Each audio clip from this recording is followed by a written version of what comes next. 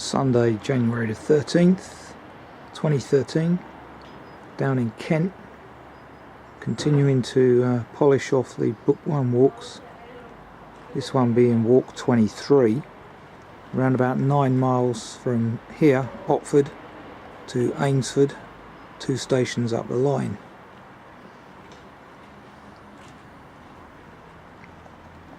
It's a grey, cold day.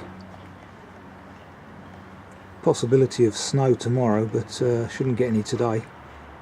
It's about 0 degrees, so not bad for walking. This is forecast to be another muddy walk, certainly in the early stages. But there you go, that's what walking's all about. So, it's about 10:30 now. So it's a relatively short walk, although the evenings are now lengthening out. Sunset about 4:15, so can lengthen the walks once I've finished off doing these shorter ones. Let's press on. The parish church of St Bartholomew, Orford.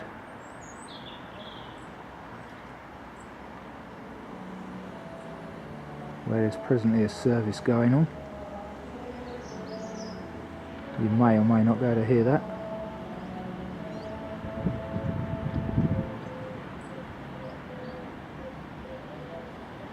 Just seen my first snowdrops of the year as well. Haven't evidenced them on camera, but I will do if I see some more. That's very early.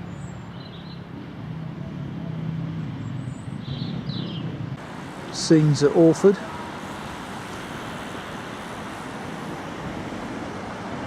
The High Street. And the church from another angle.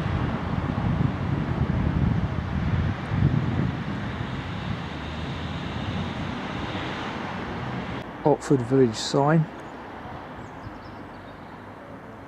I think I called it Orford a second ago. Clearly I don't know where I am. It's very similar scenery here, or familiar scenery, having walked this 18 months or so ago. The Otford Circular, I think it was. Free walk. The Duck Pond House here is apparently Britain's smallest listed building, so I read. A couple of residents here on the bank, not many though. Point 5 of the text refers to the Otford Solar System map in a car park opposite the Bull. Well, here it is, next to a very noisy football pitch. Okay, there you have the building referred to as Pickmoss, a medieval open house, whatever they are. Google it for further information.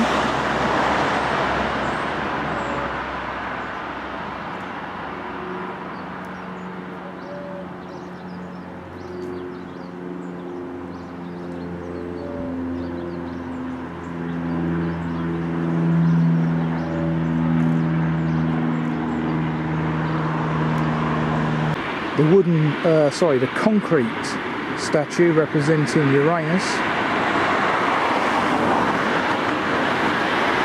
Won't crack any jokes about that.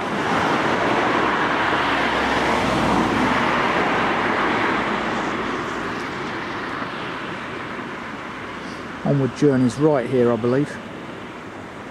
Yes, it was right, and this is the scenery that awaits.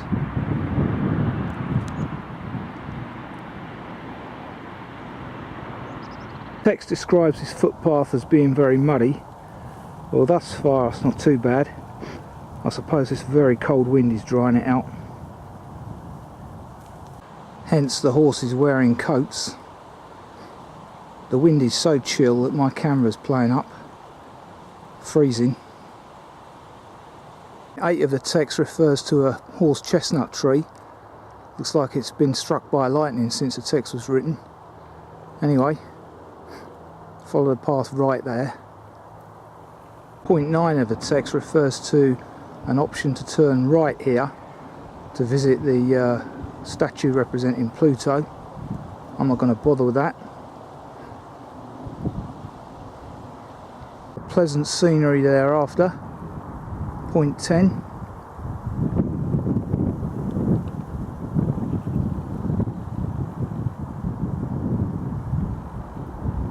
Kentish house ahead of us. Okay, we veer right here. Instead of going that way, head right under this mini pylon by the orchard. Views back to the statue that is Pluto.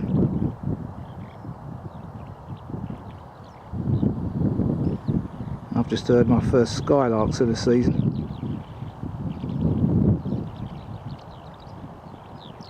As you may be able to hear there. Scenery near Filston Farm, just ahead of us there.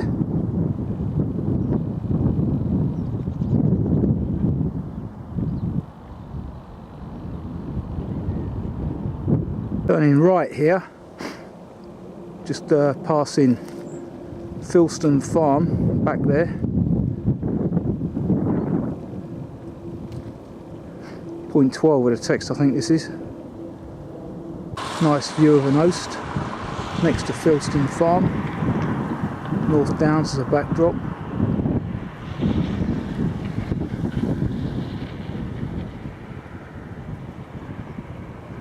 Opposite Water Lane, take this footpath between hedges.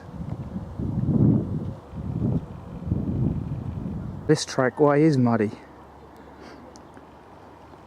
Bit of sun trying to get through as well down here. Lovely.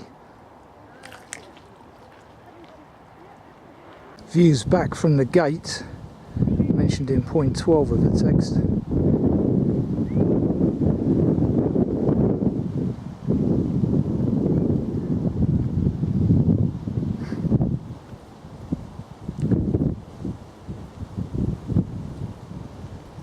I bet there'll be snow on these hills tomorrow.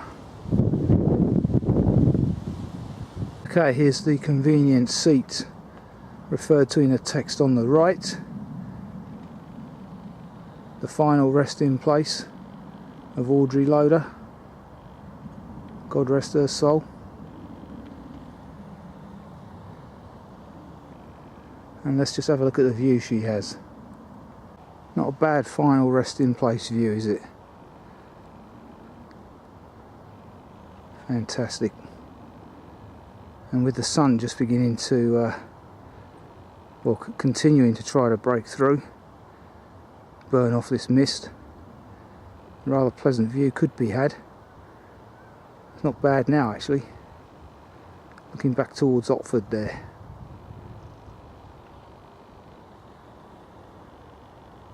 Somewhere in the distance. Coming up towards 12 noon. Hottest point of the day really. It's about 2 degrees I'd guess. The journey for us is over there into the woodland, across that stile.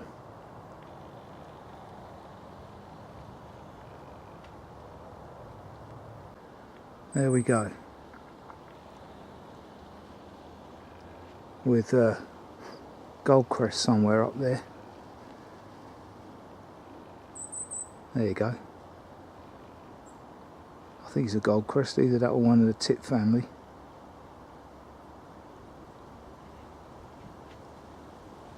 Onward journeys 600 metres along this path.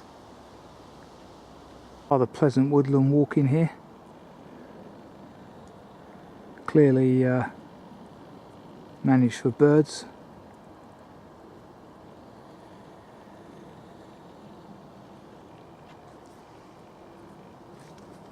Mixed wood, which is always lovely to see. Nice and tranquil up here. Not too many people, just how I like it.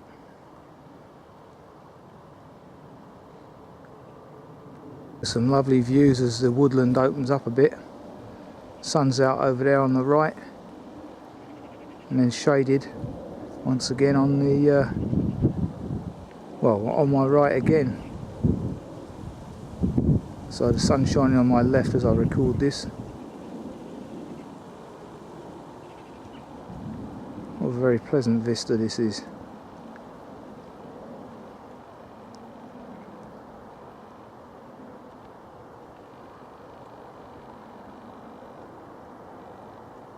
No sound of the M25 yet, which I know is not too far away.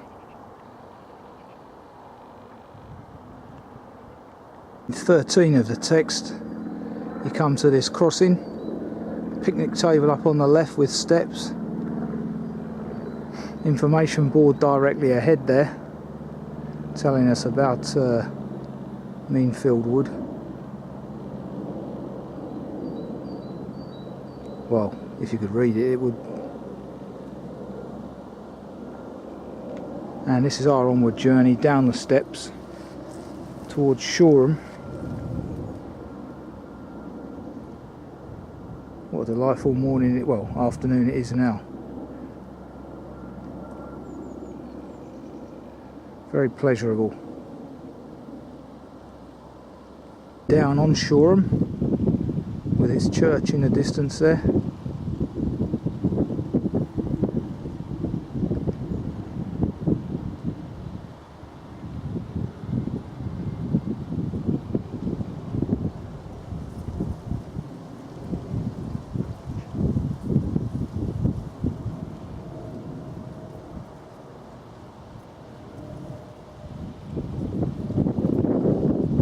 As far right as I can go, otherwise sunlight interferes.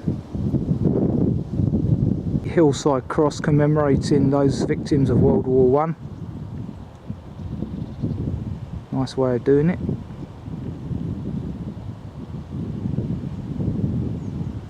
£12.15 down in Shoreham. This is the King's Arms, the suggested lunchtime stop. Not for me though. Could be called a Riverside pub, I guess. Not sure what kind of garden it's got. Food served from 12 noon till 4, so they just started serving. Information here about England's last Osler box. Very interesting. Crossing over the more significant Darent with its memorial stone slap bang next to the river.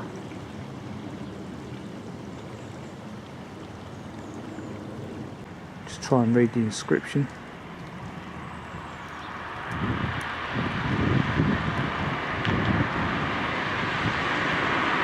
The Ye Old George Inn, one of 3 pubs mentioned in the text as alternative lunch stops. The King's Arms was a Harvey's pub. This is a free house for those that know their beers, which I don't.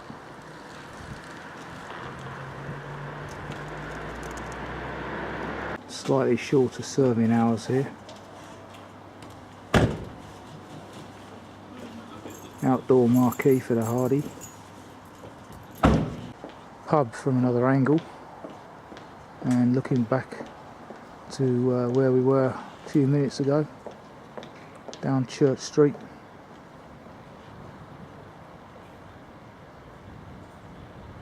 Sun's disappeared again now.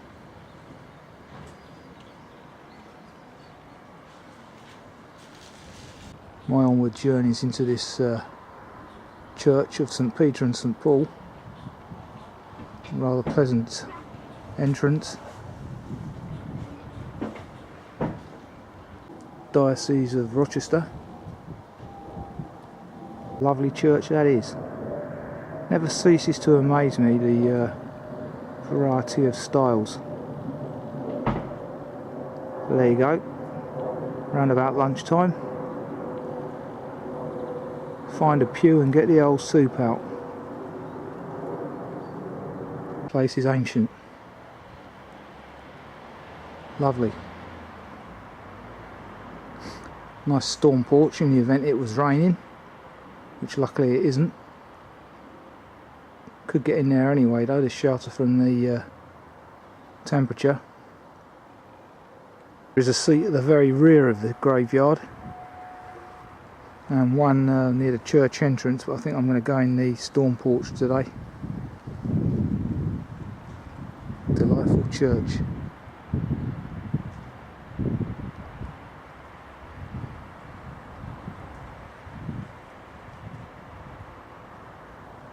Just stood in the storm porch. This memorial to the third son of the Reverend Robert Price. No age at all, 31, is it?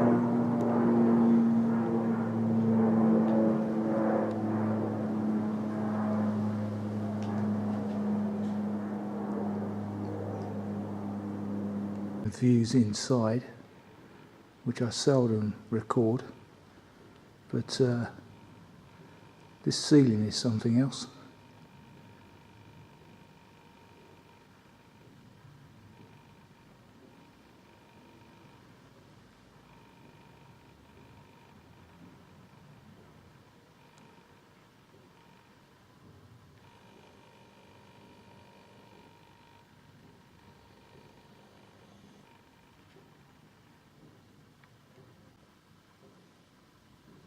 Nice lead window.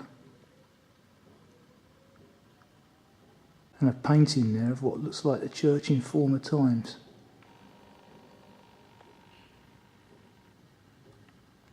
So it's just gone 1. Part 2 of the walk continues on.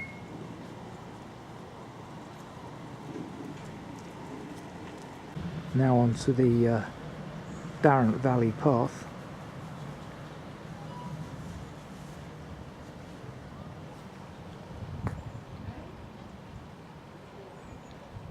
Former resident of Waterhouse, just on our right here, just past a seat there next to the Darent. Could make a nice summer alternative to the church for those that do that sort of picnicking like I do. Crossing over the Darent on the footbridge.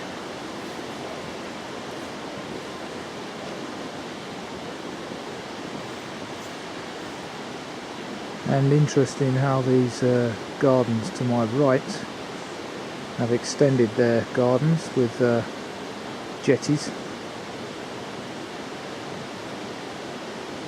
So we leave the Darent Valley Path at this point.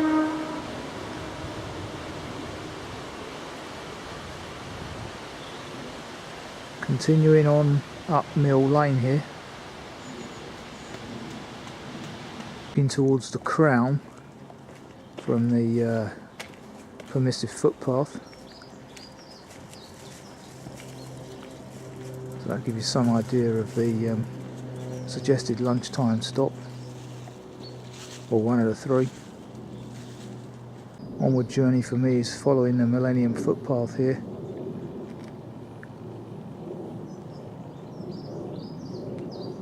Back across Shoreham from the Millennium Path.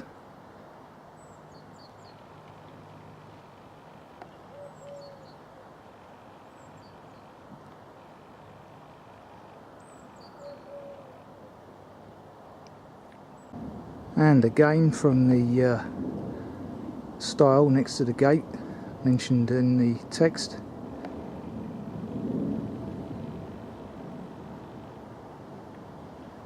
Got to be careful now not to steam my camera up as I talk.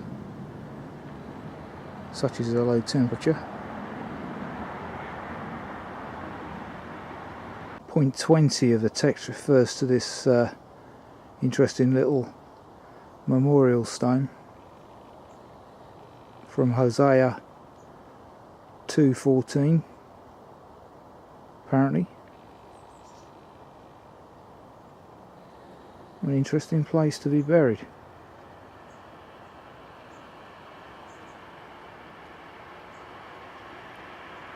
The rear of it,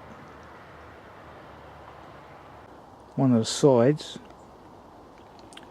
Pray for the sun.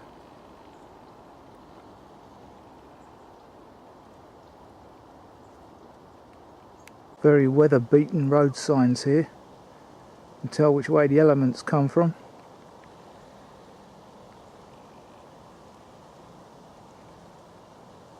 Point 21 of the text. Just about make the footpath sign out. So in summer it might be tricky. Anyway, next to this metal field gate and bang opposite the bungalow, so not too tricky. Sun's out again, delightful. Some very pleasant views from point 21 of the text. The upward climb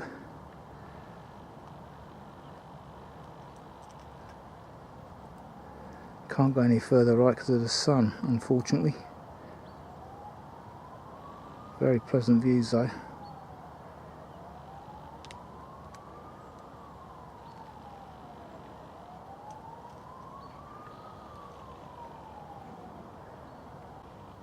The footpath is pretty good here as well.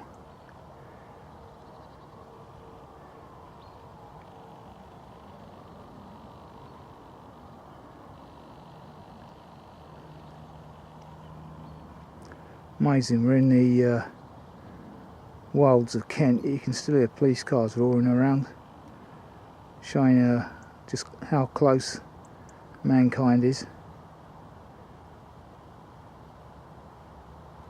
Views back from the stile. In fact, it was an ambulance, not a police car. So, guess that's acceptable.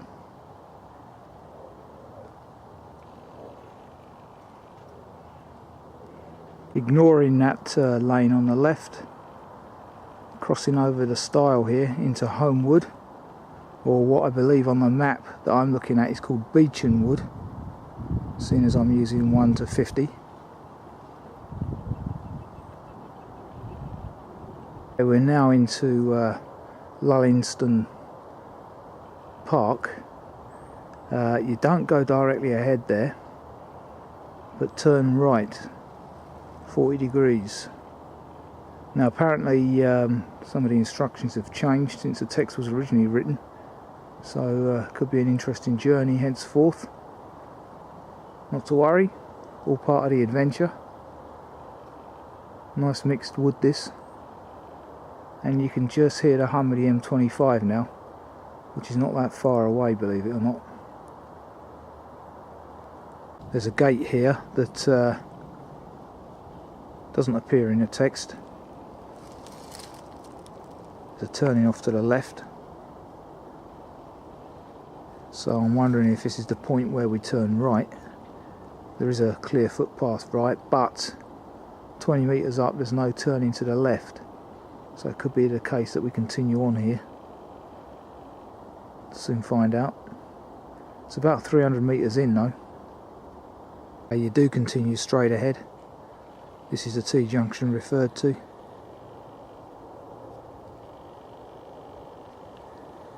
Turn right here, then left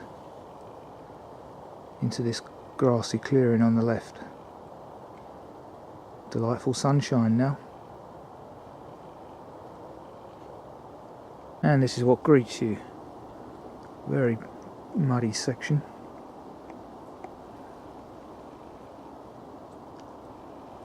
Lovely.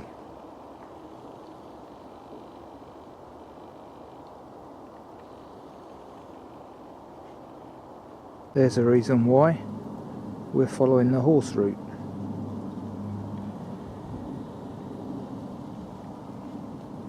Quagmire this section, again because of the horses.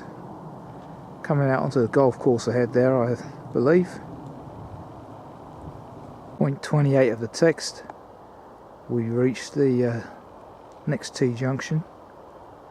Recommended route is straight ahead there through that wooden gate, which is where I'm going to go.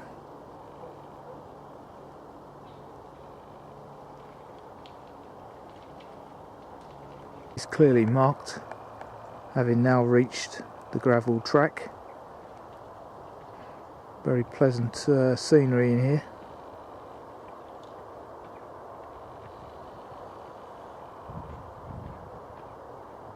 Off the gravel path, up the grassy slope, quite clear. Views back to Beech and Wood from a point where the path levels out.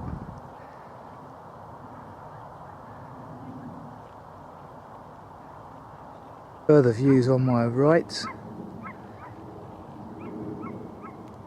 from where the path levels out.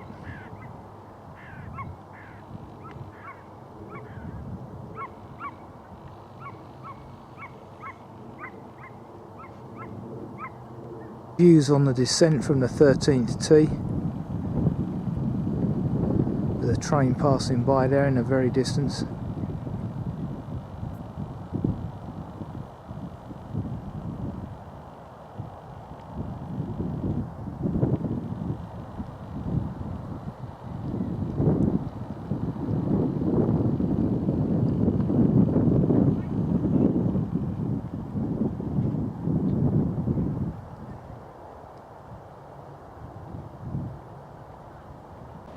Passing the 8th tee.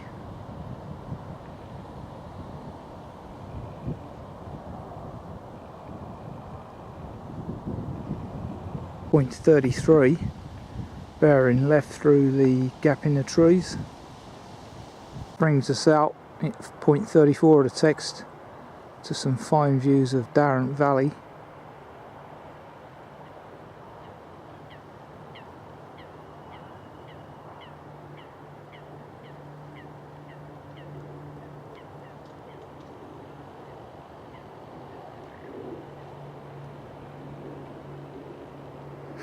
With the castle over there on the left. Lullingstone Castle, that is.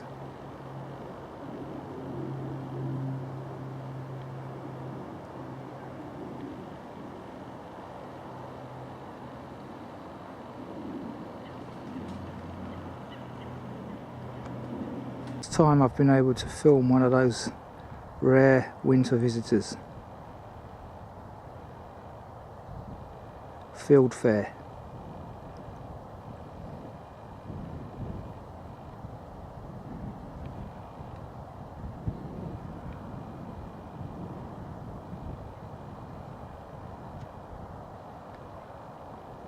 Often heard, seldom seen. What a lovely bird it is. I think it's a field fair, as opposed to the red wing.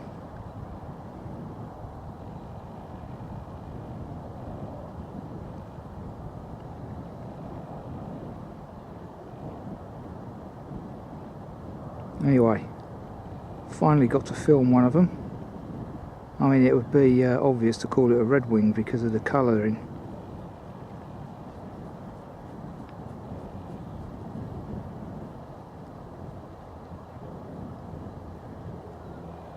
Either ways, never previously managed to film one of them, either of them. Further views back to the gatehouse. Sorry, it wasn't the castle, it was the gatehouse of the castle.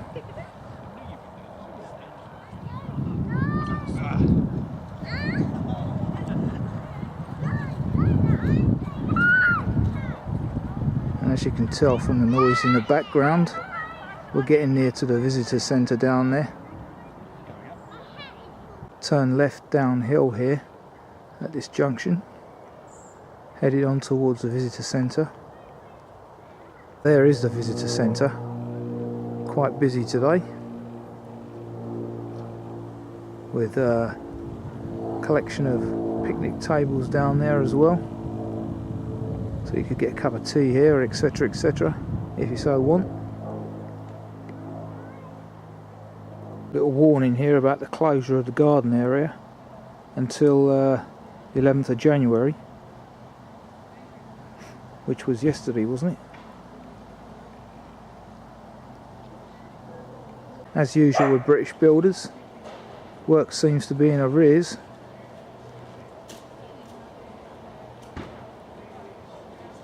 Interesting unveiling going on here. 9 years ago now, almost. Celebrating the restoration of the Darent, which is where we're now stood.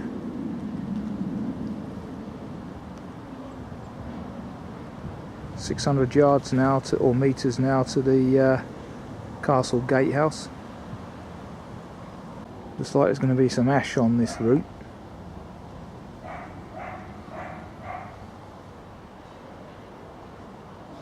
Only a tributary here.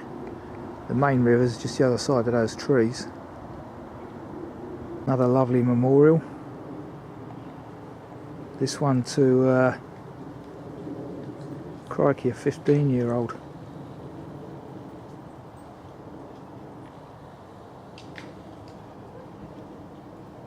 The castle gatehouse.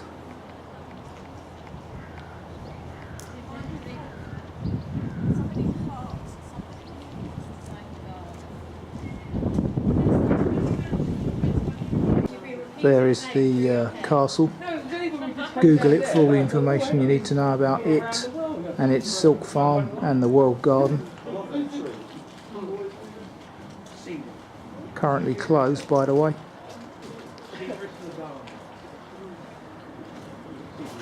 The shed housing Lullingstone Roman Villa.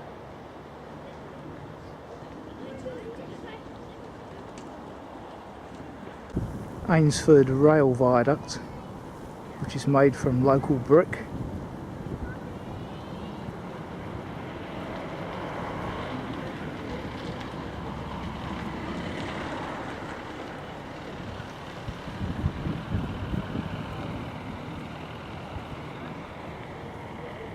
Passing the wildlife park, Eagle Heights,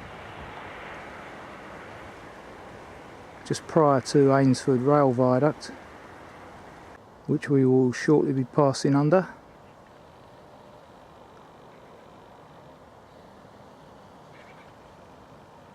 An amazing feat of engineering again, crumbling away in places.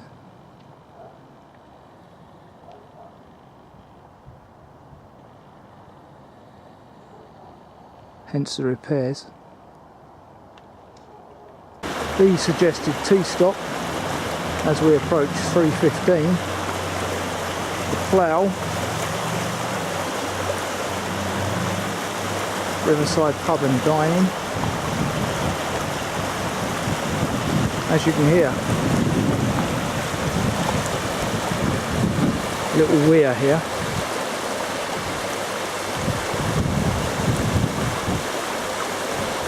And then a bit further on, an information board about them. Apparently they improve the flow.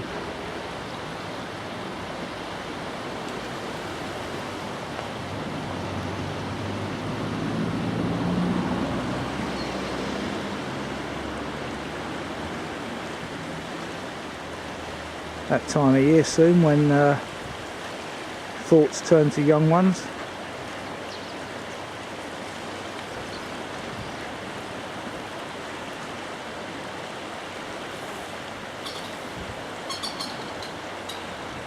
The ford at the moment is registering about a foot, hence the requirement for this bridge.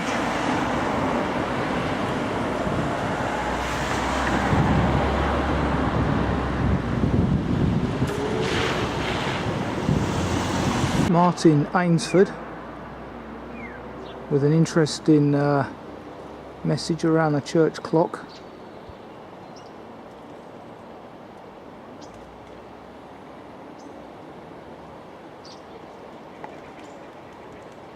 See if I can read that message from another angle. Now unfortunately I haven't got time to go and see the castle ruins because I want to be on the 1604, which takes me directly back to Peckham Rye.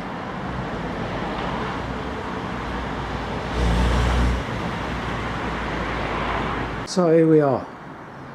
Just missed the 15:34 by seconds. So now a half hour wait till the next direct one. don't really want to change at Otford, which is the next train in. That was a very pleasant walk, all 9 miles of it. Lovely scenery for somewhere so close to London. Bit muddy in places, but as I keep saying, that's what you get when you venture out of the city streets. Lovely weather, nice and cold. Perhaps a little too much so at the beginning when the wind was blowing. Wind's dropped now, snow's coming. I dare say that if I'd walked this tomorrow, it would have been covered in the white stuff. Anyway, that remains to be seen. So book 1, walk 23, completed. Very nice it was as well.